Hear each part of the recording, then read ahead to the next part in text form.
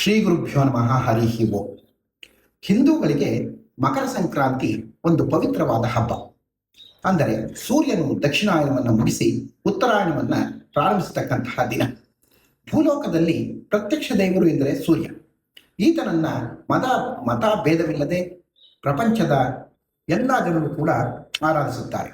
ಸೂರ್ಯ ನಮಗೆ ಬೆಳಕು ನೀಡುವುದಲ್ಲದೆ ಅಂಧಕಾರವನ್ನು ಹೋಗಲಾಡಿಸತಕ್ಕಂಥವನು. ಈತನು ಜ್ಞಾನದ ಸಂಕೇತವಾಗಿದ್ದಾನೆ. ಈ ಭಾಸ್ಕರ ಇಲ್ಲದಿದ್ದರೆ ಜಗತ್ತಿನ ಎಲ್ಲ ಚಟುವಟಿಕೆಗಳು ನಿಂತು ಹೋಗುತ್ತವೆ. ಒಂದು ವರ್ಷದಲ್ಲಿ 12 ಮಾಸಗಳು ಬರುತ್ತವೆ. ಅವುಗಳನ್ನು 2 ಭಾಗ ಮಾಡಿದ್ದಾರೆ. ಅದರಲ್ಲಿ ಒಂದು ಉತ್ತರಾಯಣ, ಮತ್ತೊಂದು ದಕ್ಷಿಣಾಯನ. ರವಿ ಒಂದು ರಾಶಿಯಿಂದ ಮತ್ತೊಂದು ರಾಶಿಗೆ ಪ್ರವೇಶ ಮಾಡುವ ದಿನವನ್ನು ಸಂಕ್ರಾಂತಿ ಎಂದು ಕರೆಯುತ್ತಾರೆ. ಸೂರ್ಯನು ಒಂದು ರಾಶಿಯಲ್ಲಿ 1 ತಿಂಗಳ ಕಾಲ ಇರುತ್ತಾನೆ. ಸೂರ್ಯನು ಉತ್ತರಾಷಾಢ ನಕ್ಷತ್ರ 2ನೇ ಪಾದದಲ್ಲಿ, ರವಿಯು ಧನುಸ್ ರಾಶಿಗೆ ಇಂದ ಮಕರ ರಾಶಿಗೆ ಪ್ರವೇಶ ಮಾಡುವ ಈ ದಿನವನ್ನು ಸಂಕ್ರಾಂತಿ ಹಬ್ಬವಾಗಿ ಆಚರಿಸಲಾಗುತ್ತೆ.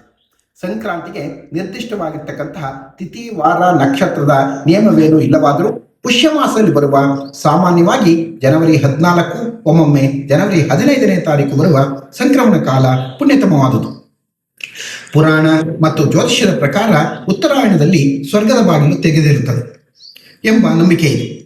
ಈ ಸಮಯದಲ್ಲಿ ಮರಣ ಹೊಂದಿದರೆ ನೇರವಾಗಿ ಸ್ವರ್ಗಕ್ಕೆ ಹೋಗುತ್ತಾರೆ ಎಂಬ ನಂಬಿಕೆಯೂ ಕೂಡ ಇದೆ.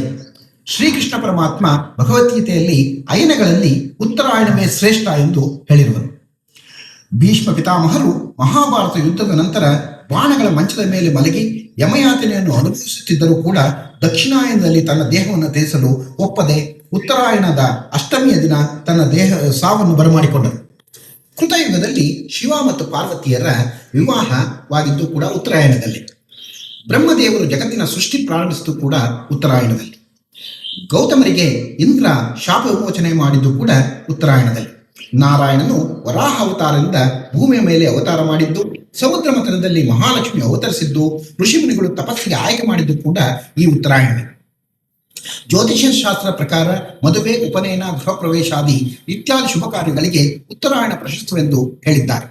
ದಕ್ಷಿಣಾಯನದಲ್ಲಿ ದೇವರು ನಿದ್ರಿಸಿ ಉತ್ತರಾಯಣದಲ್ಲಿ ಎಚ್ಚರಗೊಳ್ಳುತ್ತಾನೆಂದು ಪುರಾಣಗಳು ತಿಳಿಸಿವೆ. ರವಿ ಸಂಕ್ರಮಣೆ ಪ್ರಾಪ್ತೆ ಸನ್ನಾಯಾದ್ಯಾಸ್ತು ಮಾನವ ಸಪ್ತ ಜನ್ಮ ಪುರೋಗನ್ಯಾತ್ ನಿರ್ಧನಶ್ಚೈವ ಜಾಯತೆ. ಅಂದ್ರೆ ಏನು ಅಂದ್ರೆ, ಸಂಕ್ರಮಣ ಸಂದರ್ಭದಲ್ಲಿ ಸ್ನಾನ, ದಾನ, ಪೂಜಾದಿಗಳನ್ನು ಮಾಡಬೇಕು. ಈ ದಿನ ಎಳ್ಳಿನ ಎಣ್ಣೆಯನ್ನ ತಲೆಗೆ ಹಚ್ಚಿಕೊಂಡು ಮತ್ತು ಎಳ್ಳಿನ ಹಿಂಡಿಯನ್ನು ದೇಹಕ್ಕೆ ಉಜ್ಜಿಕೊಂಡು ಸ್ನಾನ ಮಾಡಬೇಕು ಎಂದು ಶಾಸ್ತ್ರ ಹೇಳುತ್ತದೆ. ಈ ಕಾಲದಲ್ಲಿ ಯಾರು ಸ್ನಾನ ಮಾಡುವುದಿಲ್ಲವೋ ಅವರು 7 ಜನ್ಮಗಳಲ್ಲಿಯೂ ರೋಗಿಗಳಾಗುತ್ತಾರೆ ಎಂದು ಶಾಸ್ತ್ರ ಹೇಳುತ್ತದೆ. ಈ ದಿನದಂದು ಎಳ್ಳು, ಬೆಲ್ಲ, ಕುಂಬಳಕಾಯಿ ದಾನ ಮಾಡುವುದರಿಗೆ ಪಿತೃಗಳಿಗೆ ತರ್ಪಣವನ್ನು ಕೊಡಬೇಕು. ಇದರಿಂದ ಪಿತೃದೇವತೆಗಳು ಸಂತುಷ್ಟರಾಗುತ್ತಾರೆ. ಪಾಯಸ, ಕಂಚಿನ ಪಾತ್ರೆ, ಧಾನ್ಯಗಳು, ಹಣ್ಣು, ಬೀಸಣಿಗೆ, ಕೋಲು, ವಸ್ತ್ರಗಳು, ತ್ರಿಮೂರ್ತಿ ಪ್ರತಿಮೆಯನ್ನು ಬ್ರಹ್ಮಜ್ಞಾನಿಗಳಿಗೆ ದಾನ ಮಾಡುವುದರಿಂದ ಭೂದಾನ ಮಾಡಿದ ಫಲ ದೊರೆಯುತ್ತದೆ. ಸುಮಂಗಲಿಯರು ಅರಿಶಿನ, ಕುಂಕುಮ, ಸುಗಂಧ ದ್ರವ್ಯ, ಎಳ್ಳು, ಬೆಲ್ಲ, ಹೂವು ದಾನ ಮಾಡುವುದರಿಂದ ಅಭಿವೃದ್ಧಿ ಹೊಂದುತ್ತಾರೆ. ವಿಷ್ಣುವಿನ ದರ್ಶನ ಮಾಡಿ ಶಿವಾಲಯದಲ್ಲಿ ಎಳ್ಳಿನ ಎಣ್ಣೆಯ ದೀಪವನ್ನು ಹಚ್ಚುವುದರಿಂದ ಶುಭ ಫಲ ಉಂಟಾಗುತ್ತದೆ. ಈ ದಿನ ಗೋವನ್ನು ಪೂಜೆ ಮಾಡುವುದರಿಂದ ಅತ್ಯಂತ ಶುಭಫಲ ಉಂಟಾಗುತ್ತದೆ ಮತ್ತು ಗೋದಾನ ಮಾಡಿದ ಫಲ ದೊರೆಯುತ್ತದೆ.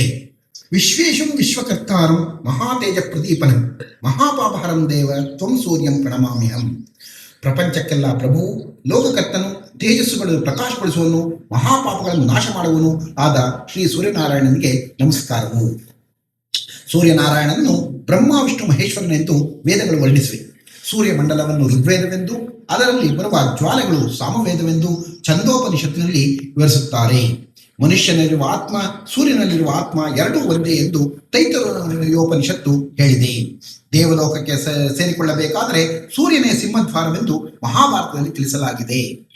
ಈ ಸೂರ್ಯನ ಕಿರಣಗಳಲ್ಲಿ ದೈವಿ ಶಕ್ತಿ ಇರುತ್ತದೆ. ಆದಿತ್ಯ ಹೃದಯವನ್ನು ಪಠಿಸಿದ್ದರಿಂದ ಶ್ರೀರಾಮಚಂದ್ರನು ರಾವಣನ ವಿರುದ್ಧ ವಿಜಯ ಸಾಧಿಸಿದರು. ಕುಷ್ಠರೋಗದಿಂದ ನರಳುತ್ತಿದ್ದ ಮಯೂರ ಕವಿಯು ಸೂರ್ಯ ಶತಕವನ್ನು ರಚಿಸಿ ವ್ಯಾಧಿಯಿಂದ ಮುಕ್ತನಾದನು. ಶ್ರೀಕೃಷ್ಣನ ಮಗನಾದ ಸಾಂಬನು ಮಾಡಿದ ಸೂರ್ಯೋಪಾಸನೆಯಿಂದ ಜಗತ್ಪ್ರಸಿದ್ಧನಾದನು.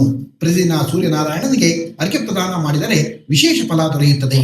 ಸೂರ್ಯನಾರಾಯಣ ಉಪಾಸಕರಿಗೆ ಆಯುರಾರೋಗ್ಯ, ತೇಜಸ್ಸು, ವೀರ್ಯವನ್ನ, ಕೀರ್ತಿಯನ್ನು, ಪ್ರತಿಷ್ಠೆಯನ್ನು, ವಿದ್ಯಾ ವೈಭವವನ್ನು, ಸೌಭಾಗ್ಯವನ್ನು, ಮತ್ತಿತರ ಸಂಪತ್ತಿಯನ್ನು ಸೂರ್ಯನಾರಾಯಣನು ಅನುಗ್ರಹಿಸುತ್ತಾನೆ. ಈ ಸಂಕ್ರಾಂತಿ ಹಬ್ಬದಲ್ಲಿ ದೇವರಿಗೆ ಎಳ್ಳು, ಬೆಲ್ಲ, ತಿಂಡಿ ತಿನಿಸುಗಳು, ಕಬ್ಬು, ಅವರೆಕಾಯಿ, ಗೆಣಸು, ಕಡಲೆಕಾಯಿ, ಹಣ್ಣುಗಳು ಇತ್ಯಾದಿಗಳನ್ನ ದೇವರಿಗೆ ನೈವೇದ್ಯವನ್ನು ಮಾಡುತ್ತಾರೆ ಮತ್ತು ಇದನ್ನ ಇಷ್ಟಮಿತ್ರರಿಗೆ ತೆಗೆದುಕೊಂಡು ಹೋಗಿ ಕೊಡುತ್ತಾರೆ. ಅಂತೂ ಎಲ್ಲರೂ ಒಬ್ಬರಿಗೊಬ್ಬರು ಎಳ್ಳು ಬೆಲ್ಲ ಕೊಡುವುದು ಇದೊಂದು ವೈಶಿಷ್ಟ್ಯಪೂರ್ಣವಾಗಿದೆ.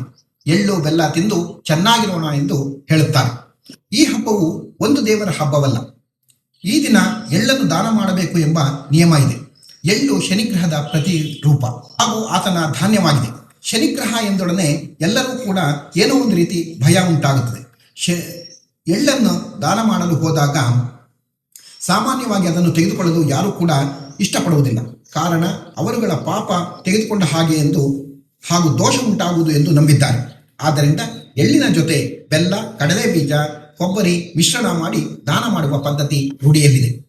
ವೈಜ್ಞಾನಿಕವಾಗಿ ನೋಡುವುದಾದರೆ ಸಂಕ್ರಾಂತಿಯ ಸಮಯದಲ್ಲಿ ಚಳಿ ಹೆಚ್ಚಾಗಿರುತ್ತದೆ. ಎಳ್ಳಿನ ಸೇವನೆಯಿಂದ ದೇಹದ ಉಷ್ಣತೆ ಹೆಚ್ಚು ಆಗುತ್ತದೆ ಮತ್ತು ಚರ್ಮದ ಕಾಂತಿಯೂ ಸಹ ಹೆಚ್ಚುತ್ತದೆ. ಇಲ್ಲಿಯವರೆಗೂ ನಾನು ಸಂಕ್ರಾಂತಿ ಹಬ್ಬದ ಬಗ್ಗೆ ಕೆಲವು ಮಾಹಿತಿಗಳನ್ನು ನಿಮ್ಮೊಂದಿಗೆ ಹಂಚಿಕೊಂಡಿದ್ದೀನಿ. ಈ ವಿಡಿಯೋ ನಿಮಗೆ ಇಷ್ಟವಾಗಿದ್ದಲ್ಲಿ ಲೈಕ್ ಮಾಡಿ, ಶೇರ್ ಮಾಡಿ ಮತ್ತು ಸಬ್ಸ್ಕ್ರೈಬ್ ಮಾಡಿ. ಈ ವಿಡಿಯೋದಲ್ಲಿ ತಪ್ಪಿದ್ದಲ್ಲಿ ಕ್ಷಮಾಪಣೆ ಇರಲಿ. ಎಲ್ಲರಿಗೂ ಸಂಕ್ರಾಂತಿ ಹಬ್ಬದ ಶುಭಾಶಯಗಳು. ಇನ್ನೊಂದು ವಿಷಯದೊಂದಿಗೆ, ಹೊಸ ವಿಷಯದೊಂದಿಗೆ ಮುಂದಿನ ವಿಡಿಯೋದಲ್ಲಿ ಸಿಗೋಣ. ಅಲ್ಲಿಯವರೆಗೂ ನಮಸ್ಕಾರ.